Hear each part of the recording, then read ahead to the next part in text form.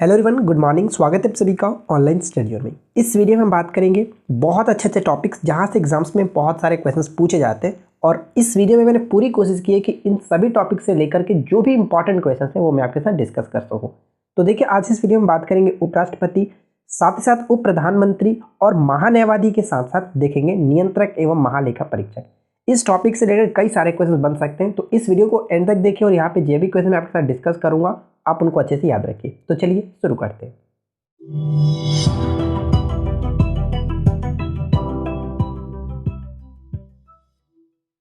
आज के इस वीडियो का फर्स्ट क्वेश्चन ये बनता है कि भारत के उपराष्ट्रपति के संबंध में यहाँ पे 4 पॉइंट्स दिए गए। इन चारों पॉइंट्स को अच्छे से पढ़िए और उसके बाद बताइए कि क्या सही होना चाहिए।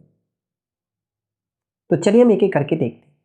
पहला पॉइंट यहाँ पे कह रहा है कि भारत का द्वितीय उच्चतम प्रतिष्ठित पदाधिकारी होता है। ये पॉइंट बिल्कुल सही है, क्योंकि आपको पता है कि सबसे जो टॉप पे है, यानी कि हम कह सकते हैं उच्चतम जो प्रतिष्ठित अधिकारी होते हैं वो राष्ट्रपति है और दूसरा स्थान इन्हीं का है। ठीक है।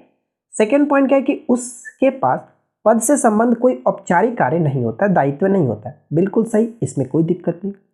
थर्ड पॉइंट क्या कह रहा है, यानी कि हम यहाँ पे कह सकते हैं कि वो राज्यसभा के पदेन के अध्यक्ष के रूप में कार्य करते हैं, उपराष्ट्रपति के रूप में उनका कोई कार्य नहीं होता है। ठीक है ना। थर्ड पॉइंट क्या कह रहा है कि राष्ट्रपति की अनुपस्थिति में उनके कार्यों का निर्वहन करता है। ये पॉइंट भी बिल्कुल सही है, अगर वो नहीं रहेंगे तो उनके कार्यों का निर्वहन उपराष्ट्रपति ही करते हैं। फोर्थ पॉइंट में क्या कह रहा है कि राष्ट्रपति के पद त्याग, अपदस्थीकरण अथवा मृत्यु के बाद राष्ट्रपति के रूप में कार्य करता है। ये पॉइंट भी बिल्कुल सही है। यानी यहाँ पे चारों के चारों पॉइंट्स जो दिए गए वो बहुत अच्छे हैं और आपको अच्छे से याद रखना है। यहाँ पे सभी के सभी सही होगा। ऑप्शन हम डी को टिक करेंगे। ठीक है, ध्यान रखेंगे। और आपको पता है कि भारत का एक उपराष्ट्रपति होगा, किस आर्टिकल में कहा गया? आर्टिकल 63 में ये बात कही गई है। ठीक है। और यहाँ पे जो फोर्थ पॉइंट आप देख रहे हैं इसके संबंध में कौन सा आर्टिकल है? 65 आर्टिकल है। ये चीज भी याद रखेंगे। तो चलिए आगे बढ़ते हैं और नेक्स्ट क्वेश्चन ट्राई करते हैं। अगला प्रश्न हमारा क्या कह रहा है कि भारत के उपराष्ट्रपति को पदच्युत करने का प्रस्तावित किया जा सकता है। तो देखिए, इस क्वेश्चन का सही आंसर क्या होगा? करेक्ट आंसर हम ऑप्शन डी को टिक करेंगे, केवल राज्यसभा में। ठीक है, केवल राज्यसभा में। भारत के उपराष्ट्रपति का निर्वाचन एक निर्वाचक गण द्वारा किया जाता है जिसके सदस्य होते हैं। मैंने आपको बताया था कि निर्वाचक मंडल में कौन कौन शामिल होते हैं।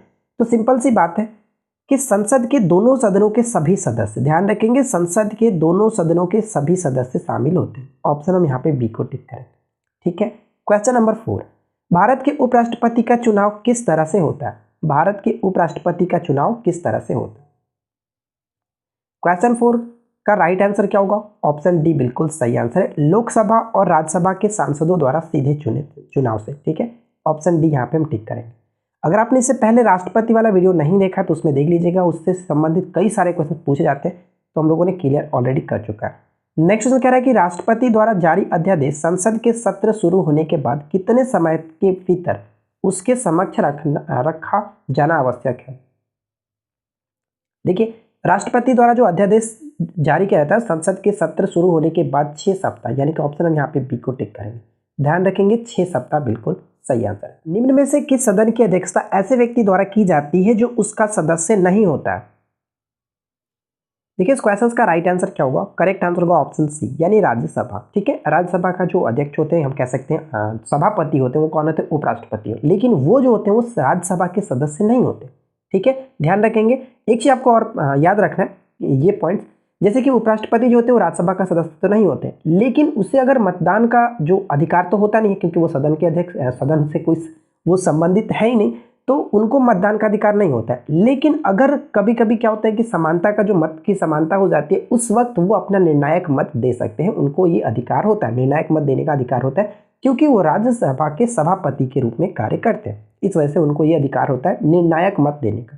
ठीक है, चलिए क्वेश्चन नंबर 7 कह रहा है कि राज्यसभा का सभापति कौन होता है?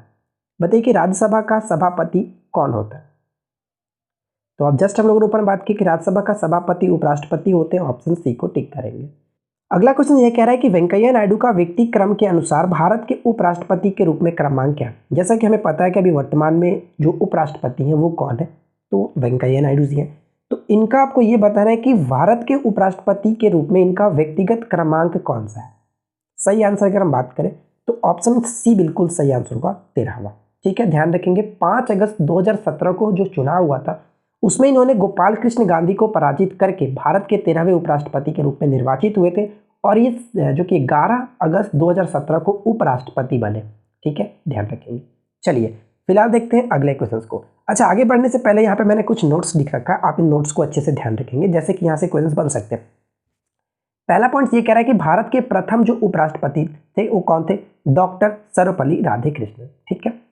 सेकंड पॉइंट है कि दो उपराष्ट्रपति, एक तो वीवी गिरी और साथ ही साथ आर वेंकट रमन, कार्यकाल पूरा करने के पहले ही राष्ट्रपति चुने गए थे। ये पॉइंट भी इंपॉर्टेंट होगा। उसी तरह से अगर हम यहाँ पे बात करें तो कृष्णकांत भारत के ऐसे उपराष्ट्रपति थे जिनकी मृत्यु पदावधि के दौरान ही हो गई थी। ठीक है, पदावधि के दौरान ही हो गई थी। ये पॉइंट भी इंपॉर्टेंट है। और चौथा पॉइंट क्या है कि राष्ट्रपति चुनाव में हार जाने के कारण उपराष्ट्रपति भैरों सिंह शेखावत ने कार्यकाल पूर्ण होने के पूर्व ही अपने पद से त्यागपत्र दे दिया था। ये बहुत इंपॉर्टेंट है। तो ये 4 पॉइंट्स यहाँ पे उपराष्ट्रपति से संबंधित जो कि आपको याद रखनी है। चलिए फिलहाल देखते हैं नेक्स्ट क्वेश्चन को। अब अगला पॉइंट जो है वो प्रधानमंत्री से रिलेटेड पॉइंट से कुछ तो ध्यान रखेंगे। देखिए प्रधानमंत्री से बात यहाँ पे पहला क्वेश्चन क्या है कि भारत के प्रधानमंत्री की नियुक्ति के समय बताइए क्या होगा? प्रधानमंत्री की नियुक्ति के समय क्या होगा? देखिए इस क्वेश्चन का राइट आंसर क्या है? करेक्ट आंसर होगा कि जरूरी नहीं है कि वह संसद के दोनों सदनों में से एक का आवश्यक रूप से सदस्य हो, परंतु 6 माह के अंदर आवश्यक रूप से दोनों में से एक सदन का सदस्य हो जाना चाहिए। ठीक है, ध्यान रखेंगे, दोनों में से एक सदन का सदस्य हो जाना चाहिए। ठीक है, चलिए फिलहाल देखिए नेक्स्ट क्वेश्चन क्या कह रहा है। अगला पॉइंट हमारा है क्वेश्चन नंबर 10। क्या कह रहा है कि भारत की संसद के संबंध में निम्नलिखित में से कौन सा कथन सही नहीं है? भारत की संसद के संबंध में कौन सा कथन सही नहीं है? तो चलिए हम यहाँ पे देखते हैं क्या सही नहीं है। तो मंत्रिमंडल की सदस्यता जो है वो निम्न सदन तक सीमित रहती है। अब बात यहाँ पे संसद की जा रही है और मंत्रिमंडल की सदस्यता निम्न सदन तक। तो ये निम्न सदन यानी कि निम्न सदन का मतलब जो कि लोकसभा, तो ये लोकसभा तक सीमित नहीं रहता। ये पॉइंट यहाँ पे गलत कहा है। ठीक है, ऑप्शन सी को टिक करेंगे। नेक्स्ट क्वेश्चन क्या कह रहा है? अगला पॉइंट बनता है कि निम्नलिखित प्रधानमंत्रियों में से कौन अपने प्रधानमंत्रित्व काल में लोकसभा के सदस्य थे? देखिए ध्यान दीजिएगा, प्रधानमंत्रियों के में से यहाँ पे जो प्रधानमंत्री दिए गए उनमें से कौन अपने जो प्रधानमंत्रित्व काल में लोकसभा के सदस्य थे? तो लोकसभा के सदस्य थे यहाँ पे हम चंद्रशेखर को टिक करेंगे, ऑप्शन बी को टिक करेंगे। ठीक है, ध्यान दीजिएगा, देवगौड़ा और आई के गुजराल और साथ ही साथ डॉक्टर मनमोहन सिंह और एक और आप याद रखेंगे जो कि इंदिरा गांधी जी, ये सभी के सभी राज्यसभा के सदस्य थे जो कि प्रधानमंत्री बने थे। ठीक है ना, आगे बढ़ते हैं। अगला क्वेश्चन कह रहा है कि भारत के संविधान के निम्नलिखित अनुच्छेदों में से किसके अनुसार प्रत्येक राज्य की कार्यपालिका शक्ति इस प्रकार प्रयोग किया जाएगा जिससे कि संघ की कार्यपालिका शक्ति के प्रयोग में कोई अड़चन ना हो और उस पर कोई प्रतिकूल प्रभाव ना पड़े? राइट आंसर क्या होगा? ऑप्शन ए, अनुच्छेद 357। ठीक है, ऑप्शन ए को टिक करेंगे। नेक्स्ट क्वेश्चन, अगला पॉइंट कह रहा है कि जो व्यक्ति संसद का सदस्य नहीं है केंद्रीय मंत्रिमंडल में रह सकता है। यहां पे आपको बताया ना कब, कितनी अवधि तक।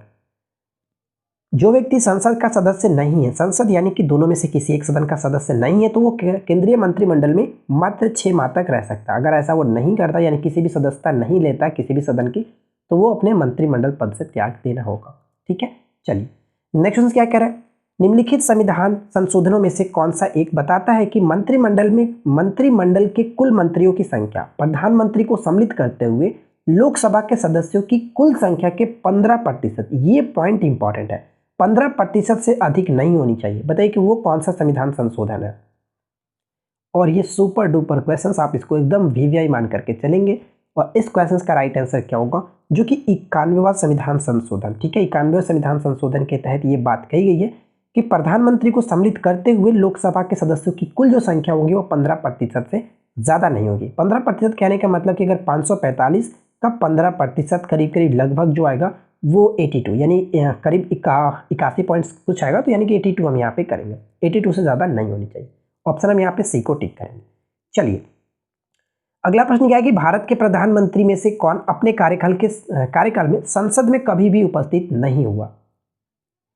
भारत के प्रधानमंत्रियों में से कौन अपने कार्यकाल में संसद में कभी भी उपस्थित नहीं हुए, और वो कौन थे? और वो थे हमारे कह सकते हैं यहाँ पे चौधरी चरण Singh. Option D will be correct answer. अगला पॉइंट क्या कह रहा है, ध्यान से देखिएगा कि भारत का प्रधानमंत्री बनने के लिए न्यूनतम आयु कितनी वर्ष होनी चाहिए? और ये बहुत बार क्वेश्चन पूछा जाता है, ज़्यादा तो इसमें कुछ है नहीं, लेकिन ये क्वेश्चन बहुत बार रिपीट होता रहता है। तो प्रधानमंत्री बनने के लिए 25 वर्ष की आयु होनी चाहिए। ऑप्शन हम बी को टिक करेंगे। अगला पॉइंट बनता है कि प्रधानमंत्री को बताइए कि प्रधानमंत्री को क्या होगा यहाँ पे सही आंसर। सही आंसर है प्रधानमंत्री को राष्ट्रपति के द्वारा नियुक्त किया जाता है। ऑप्शन हम सी को टिक करेंगे। ठीक है, प्रधानमंत्री को एक क्वेश्चन ये भी पूछा जाता है, ध्यान दीजिएगा कि प्रधानमंत्री को किसने ये कहा था कि कैबिनेट रूपी मेहराब की आधारशिला, ठीक है, या फिर इसको इस तरह से हम कह सकते हैं कि मंत्रिपरिषद की नींव की पत्थर, मंत्रिपरिषद की नींव का पत्थर, ये बात किसने कही थी प्रधानमंत्री को? लॉर्ड मार्ले ने ये बात कही थी कि कैबिनेट रूपी मेहराब की आधारशिला, या फिर हम कह सकते हैं कि मंत्रिपरिषद की नींव का पत्थर, ये बात कही थी लॉर्ड मार्ले ने। ठीक है, ध्यान रखेंगे। अब यहाँ पे मैंने कुछ प्रधानमंत्री से रिलेटेड कुछ पॉइंट्स यहाँ पे लिख रखा, आप इस पॉइंट्स को भी याद रखेंगे।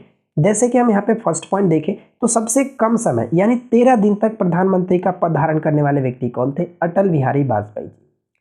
सेकेंड पॉइंट ये है कि देश के प्रथम गैर कांग्रेसी प्रधानमंत्री कौन बने थे? Morarji Desai, one of the most important question. Third point क्या कह रहा है कि किसी एक विभाग का कार्यभार संभालने सबसे लंबी अवधि तक देखने वाली केंद्रीय मंत्री, या फिर एक क्वेश्चन और बन सकता है कि केंद्रीय मंत्रिमंडल में शामिल होने वाली पहली जो कि प्रथम महिला मंत्री कौन थी? तो अमृत कौर।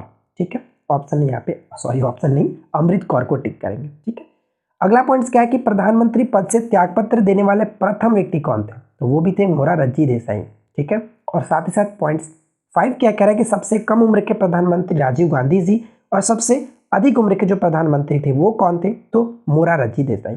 ये 6 पॉइंट्स आपको अच्छे से याद रखना है। क्लियर? चलिए नेक्स्ट क्वेश्चन बनता है कि स्वतंत्र भारत के प्रथम वित्त मंत्री कौन थे? स्वतंत्र भारत के प्रथम वित्त मंत्री कौन थे? इस क्वेश्चन का राइट आंसर है ऑप्शन बी, श्री जॉन मथाई। ठीक है, नेक्स्ट प्रश्न बनता है कि संविधान में मंत्रिमंडल शब्द का एक ही बार प्रयोग हुआ है और वह कहां पे? और ये क्वेश्चन बहुत इंपॉर्टेंट होगा, ध्यान रखेंगे कि संविधान में मंत्रिमंडल जो शब्द है ना, ये मात्र एक ही बार प्रयोग हुआ है और कहां पर हुआ है? इसका प्रयोग 352 के 3 के अंतर्गत किया गया, 352 के 3 के अंतर्गत किया गया। और ये किस संविधान संशोधन के तहत जोड़ा गया था? तो ध्यान रखेंगे 44वें संविधान संशोधन के तहत। ठीक है, 44वें संविधान संशोधन। नेक्स्ट क्वेश्चन, अगला पॉइंट कह रहा है कि मंत्रिपरिषद के विरुद्ध अविश्वास प्रस्ताव लाने के लिए लोकसभा के सदस्यों की संख्या होनी चाहिए। क्या होगा इस क्वेश्चन का राइट आंसर? अविश्वास प्रस्ताव लाने के लिए लोकसभा के सदस्यों की संख्या कितनी होनी चाहिए? सही आंसर हो जाएगा ऑप्शन सी यानी कि 50। ठीक है, 50। नेक्स्ट क्वेश्चन, अगला पॉइंट कह रहा है कि उप प्रधानमंत्री पद जो सृजन हुआ था, उप प्रधानमंत्री का जो पद है ये सृजन हुआ किस तरह से? इस क्वेश्चन का करेक्ट आंसर क्या होगा? ऑप्शन बी यानी कि संविधान के प्रावधानों से हटकर हुआ है। एक्चुअली हम कह सकते हैं कि संविधान में उप प्रधानमंत्री के बारे में कोई भी प्रावधान नहीं है। ठीक है, ये पॉइंट्स याद रखेंगे। और अगर हम बात करें कि प्रथम उप प्रधानमंत्री कौन बने थे, तो जवाहरलाल नेहरू जो जब प्रधानमंत्री थे उनके कार्यकाल में यानी कि उनके समय में सरदार वल्लभ भाई पटेल को प्रथम उप प्रधानमंत्री बनाया गया था। 1947 से लेकर के 1950 तक इन्होंने कार्य किया था। और साथ ही साथ अगर हम ये बात करें कि अब तक कितने व्यक्ति जो है वो वाइस प्राइम मिनिस्टर कह सकते हैं यानी कि उप प्रधानमंत्री बने हुए हैं, तो टोटल 8 व्यक्ति जो है वो बने। ठीक है, ये पॉइंट से इंपॉर्टेंट होगा, याद रखिएगा। चलिए फिलहाल देखते हैं अगला क्वेश्चन। नेक्स्ट क्वेश्चन कह रहा है कि संसदीय शासन में वास्तविक कार्यपालिका शक्ति किसके पास होती है? देखिए ध्यान दीजिएगा, वास्तविक कार्यपालिका शक्ति जो है किसके पास होती है?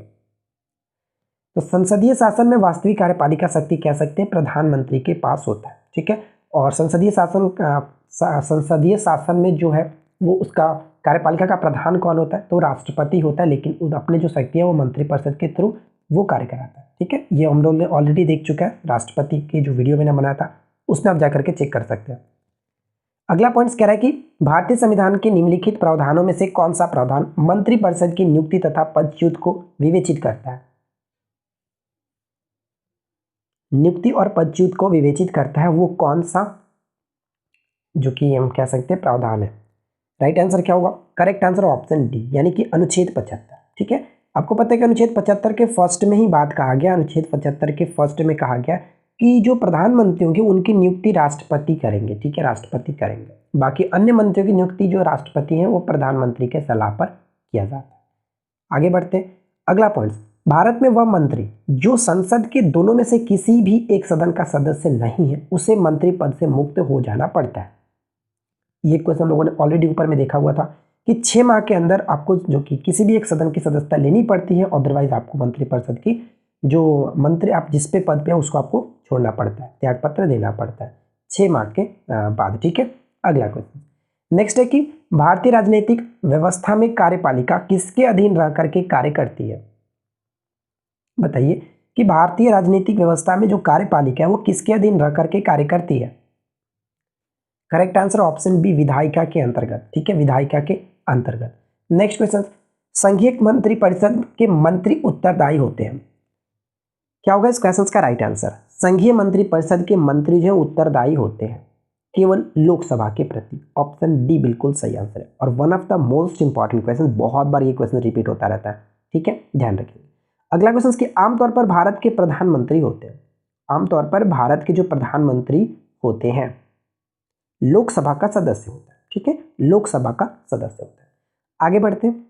अगला पॉइंट कह रहा है कि भारत के महान्यायवादी यानी अटॉर्नी जनरल, ध्यान रखेंगे महान्यायवादी को ही कभी कभी अटॉर्नी जनरल लिखता है, के विषय में निम्नलिखित पर विचार कीजिए। यहाँ पे जो पॉइंट्स दिए गए इनके बारे में दी गई है, बताइए कि कौन कौन पॉइंट्स इनसे संबंधित है। तो चलिए यहाँ पे देखते हैं। पहला पॉइंट क्या कह रहा है कि वह भारत के राष्ट्रपति द्वारा नियुक्त किए जाते हैं, बिल्कुल सही। सेकेंड पॉइंट है कि उनमें वही योग्यताएं होनी चाहिए जो सर्वोच्च न्यायालय के न्यायाधीश की होती है, ये पॉइंट भी बिल्कुल सही है। ठीक है, थर्ड पॉइंट कह रहा है कि उसे संसद के किसी एक सदन का सदस्य होना चाहिए, ये पॉइंट गलत है। और फोर्थ पॉइंट देखें तो संसद द्वारा महाभियोग लगा करके उसे हटाया जा सकता है, ये पॉइंट भी गलत है। दोनों पॉइंट्स यहाँ पे सही था। हम कह सकते हैं राष्ट्रपति जो वो 76 आर्टिकल 76 के फर्स्ट के अनुसार महान्यायवादी की नियुक्ति संघीय मंत्रिपरिषद के सलाह पर करता है, राष्ट्रपति करते हैं। ठीक है, और अगर हम यहाँ पे बात करें जो कि ये सेकंड पॉइंट, तो ये बिल्कुल सही है, उसमें कोई दिक्कत नहीं।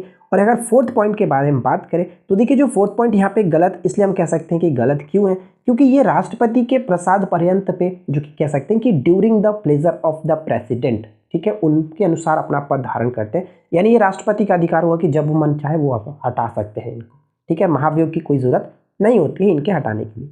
तो यहाँ पे फर्स्ट और सेकंड बिल्कुल सही, इसलिए हम ऑप्शन ए को टिक करेंगे, 1 और 2 सही है। ठीक है, अब देखिए यहाँ पे कुछ पॉइंट्स है, नोट में करके लिखा है, ध्यान रखेंगे कि भारत के प्रथम महान्यायवादी कौन थे, तो MC सीतलवाड़। ठीक है, MC सीतलवाड़, आप इसको याद रखेंगे, बहुत अच्छा प्रश्न बन सकता है। अगला क्वेश्चन नेक्स्ट है कि भारत सरकार को कानूनी विषयों पर कौन परामर्श देता है?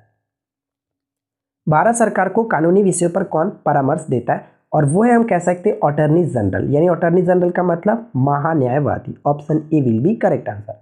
काफी अच्छा प्रश्न है, इस चीज को आप याद रखेंगे। नेक्स्ट क्वेश्चन, कानूनी विषयों पर राज्य सरकार को कौन परामर्श देता है? जैसे कि केंद्र सरकार में महान्यायवादी होते हैं, अटॉर्नी जनरल होते हैं, उसी तरह से हम कह सकते हैं कि कानूनी विषयों पर सलाहकार देने के लिए राज्य सरकार के पास वो कौन होते हैं, तो वो एडवोकेट जनरल होते हैं, जिसको हम महाधिवक्ता कहते हैं। ठीक है, महाधिवक्ता। ऑप्शन हम यहाँ पे बी को टिक करेंगे। नेक्स्ट क्वेश्चन, अगला पॉइंट कह रहा है कि भारतीय संविधान के अनुच्छेद 78 में प्रावधान है दायित्व का, किसके दायित्व का?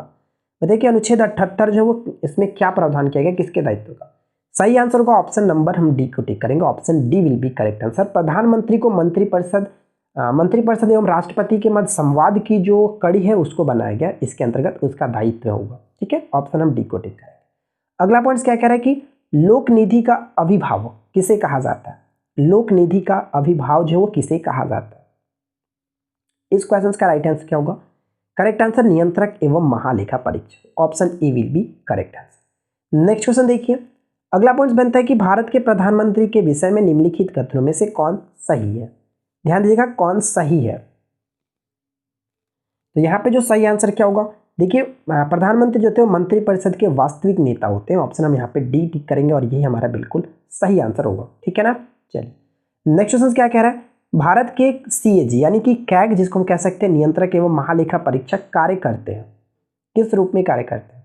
भारत के नियंत्रक एवं महालेखा परीक्षक जो वो किस रूप में कार्य करते हैं, तो लोक वित्त संरक्षक के रूप में। Option B will be correct answer. यहाँ पे जो भी क्वेश्चन इंक्लूड किया गया आप इनको अच्छे से याद रखिएगा, डेफिनेटली क्वेश्चन देखने को मिलता है हर एग्जाम्स में। अगला question, council of scientific and industrial research जिसको हम अक्सर CSIR के रूप में देखते हैं, पेपर में अक्सर देखने को मिलता रहता है, तो इसके अध्यक्ष कौन होते हैं? इसके अध्यक्ष होते हैं भारत के प्रधानमंत्री। ऑप्शन सी को टिक करेंगे। ठीक है, प्रधानमंत्री।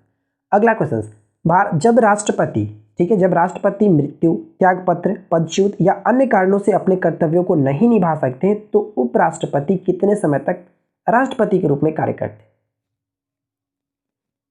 कुल 6 माह तक, ठीक है, 6 माह तक, और पुनः फिर से चुनाव कराना पड़ता है ताकि नए राष्ट्रपति की नियुक्ति की जा सके, ठीक है। अगला क्वेश्चन, भारत के राष्ट्रपति के महाभियोग की प्रक्रिया है। भारत में राष्ट्रपति के महाभियोग की प्रक्रिया किस प्रकार की प्रक्रिया है? तो ये कह सकते हैं कि अर्ध न्यायिक प्रक्रिया, ऑप्शन ए को टिक करेंगे।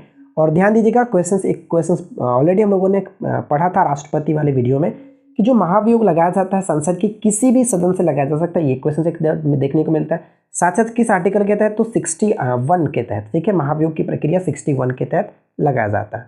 अगला क्वेश्चन नेक्स्ट है कि नियंत्रक एवं महालेखा परीक्षक की टीका टिप्पणी पर उचित कार्यवाही करने का अंतिम जिम्मेदारी है किसे? अंतिम जिम्मेदारी जो है वो किसे? संसद की। Option C will be correct answer, ठीक है, संसद की। नेक्स्ट क्वेश्चन, भारत के प्रथम विधि अधिकारी के रूप में कौन जाना जाता है? भारत के प्रथम विधि अधिकारी के रूप में, कह सकते हैं भारत के महान्यायवादी। Option C will be correct answer, ठीक है। आगे बढ़े, नेक्स्ट क्वेश्चन। अगला क्वेश्चन है कि पार्लियामेंट यानी संसद के किसी सदन के सदस्य न होने पर भी संसद की बैठक में कौन भाग ले सकता है? संसद की सदन में भाग ले सकता है भारत के अटॉर्नी जनरल, ठीक है, महान्यायवादी भाग ले सकते हैं, लेकिन उनको मत देने का अधिकार नहीं होता है, ठीक है। भारत का नियंत्रक एवं महालेखाकार निम्नलिखित का एक मित्र और एक मार्गदर्शक होता है। बताइए कि क्वेश्चंस का राइट आंसर क्या है? सही आंसर किसे टिक करेंगे? ऑप्शन बी को, ठीक है, प्राक्कलन, सॉरी ऑप्शन बी नहीं, यहाँ पे ऑप्शन डी होगा, ठीक है, लोक लेखा समिति का। Option D will be correct answer. काफी अच्छा प्रश्न, इस चीज को आप ध्यान रखेंगे, लोक लेखा समिति के मार्गदर्शक के रूप में कार्य करते हैं। अगला क्वेश्चन, निम्न में से किस राष्ट्रपति ने एक शक्ति का प्रयोग किया था जिसे संवैधानिक शब्दावली में जैवी निषेधाधिकार कहा जाता है? देखिए, अगर आपने अभी तक इस वीडियो को लाइक नहीं किया तो मैं आपसे छोटी सी रिक्वेस्ट करूंगा कि वीडियो को अभी तक लाइक नहीं किया तो जरूर लाइक करें, अपने दोस्तों के साथ शेयर करें। और इसका पीडीएफ आपको टेलीग्राम ग्रुप पर प्रोवाइड कराया जा रहा है, तो आप टेलीग्राम ग्रुप को ज्वाइन नहीं किए तो ज्वाइन जरूर कर लीजिए। इस क्वेश्चन का राइट आंसर होगा ज्ञानी gel Singh. Option D will be correct answer. Next question, निम्नलिखित में से कौन संसद की लोक लेखा समिति के बैठक में उपस्थित रहता है? संसद की लोक लेखा समिति की बैठक में उपस्थित रहते हैं और वो है भारत के नियंत्रक एवं महालेखा परीक्षक, ठीक है, option C will be correct answer. अगला क्वेश्चन क्या है? निम्नलिखित में से किसके द्वारा भारत के नियंत्रक एवं महालेखा परीक्षक के पद का सृजन किया गया है?